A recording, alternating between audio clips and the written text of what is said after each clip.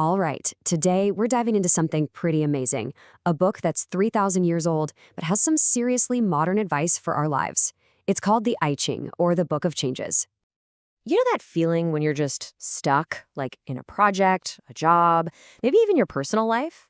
Or what about when a crisis just comes out of nowhere and completely knocks you off your feet? Well, what if I told you that the playbook for handling exactly that stuff was written thousands of years ago? That's what the I Ching is all about. So, what is this thing really? First off, it's not a crystal ball. It's not about telling the future.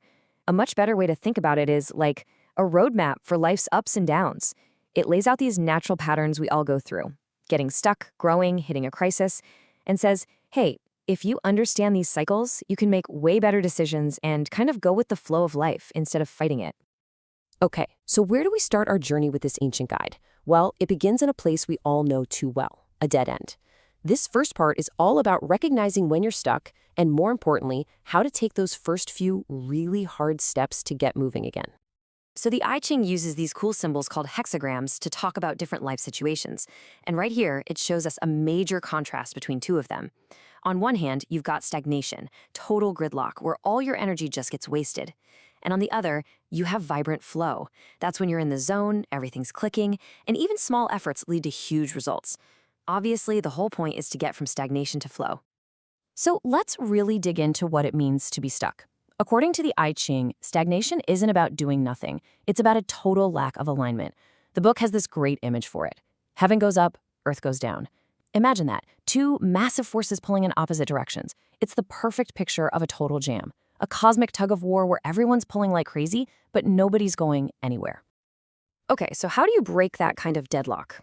The I Ching doesn't mess around here. It's super direct. It says change has to start at the top. Someone in charge has to wake up and act. They need to get the right people together and just start clearing out the junk, all those bad habits and old ways of doing things that are holding everyone back. It's about being ruthless with the obstacles, but, and this is key, never selling out your integrity even when things are tough. All right, so you've broken free. Now you might think this is where the fireworks happen, right? A sudden explosion of success? Nope. The I Ching is way more realistic. The next phase is all about patient, careful, deliberate growth.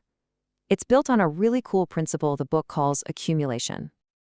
And this is what it's all about, small accumulation. The idea is that real, lasting strength doesn't come from some huge, heroic effort. It's not about one big push. Instead, it's about the steady, quiet, consistent work of just getting the little things right day after day. Think of it like a gentle rain that eventually fills a river. It's about using that soft touch and paying attention to the details to handle really big, powerful challenges. And here we have the 4 pillars of that kind of growth laid out perfectly. Number 1, you spot and fix the tiny cracks before they become giant disasters. Number 2, you're humble enough to actually listen to feedback from other people. 3, you build everything on a foundation of integrity and trust. And number 4, this one is so important. You remember that real trust is built when your wins help other people, not just you. But look, life's not a straight line, right? Just when you think you're cruising along, building things up, bam, crisis hits. And all that patient work you did with small accumulation, turns out that was your training. That's what prepares you for this next stage, which the I Ching calls a quake, a sudden, violent shock that tests every single thing you've built. And the book is crystal clear about this. A crisis is an earthquake. It's huge, it's destructive, and honestly, it's usually way beyond your control. So the wisdom here isn't how to stop an earthquake, because, you can't. It's all about how you prepare for it and what you do the moment the ground starts to shake beneath your feet. And this is one of those moments where you just have to stop and say, wow, this ancient text sounds like it was written yesterday. I mean, this quote, it could be straight out of a modern business textbook on risk management. The point is so sharp. It's not enough to just know what could go wrong. You have to have a plan for what you're going to do after it goes wrong. That's the real test. So what's the plan? The I Ching basically gives us a 4-step survival guide. First, prepare ahead of time. Do the work now so you can, as it says, laugh later. Second, run to safety. When the crisis hits, your first job is to survive, not to save your stuff. Third, use the chaos as a wake-up call. A crisis is brutal, yeah, but it's also a golden opportunity to get rid of everything that wasn't working anyway. And finally, number 4, let the quake show you your flaws. It's going to expose all your weak spots. And you know what? That's a gift. It's a chance to finally see them and fix them for good. And here's the thing, getting through a crisis like that, it doesn't just put you back where you started. It changes you. It elevates you to a totally new level of understanding because it forces you to get rid of everything that isn't essential. And that brings us to the final stage, mastery.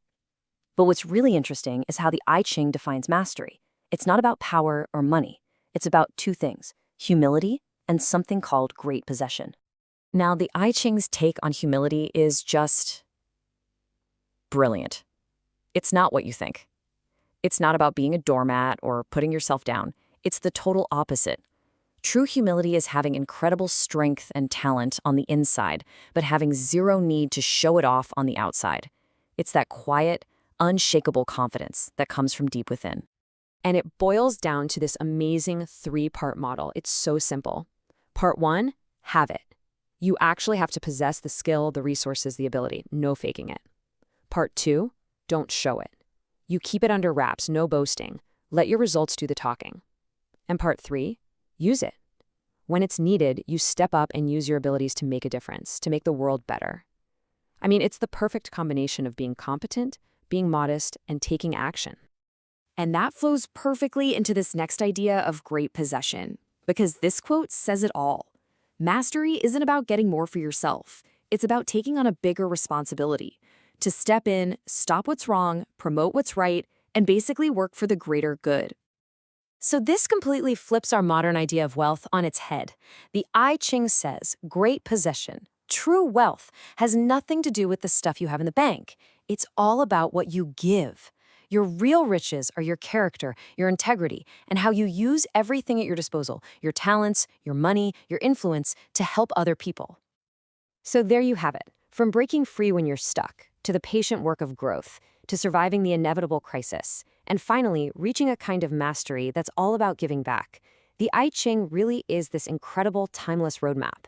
And it leaves us with a pretty big question, doesn't it? If true wealth isn't what you have, but what you contribute, what is it that your journey is going to build?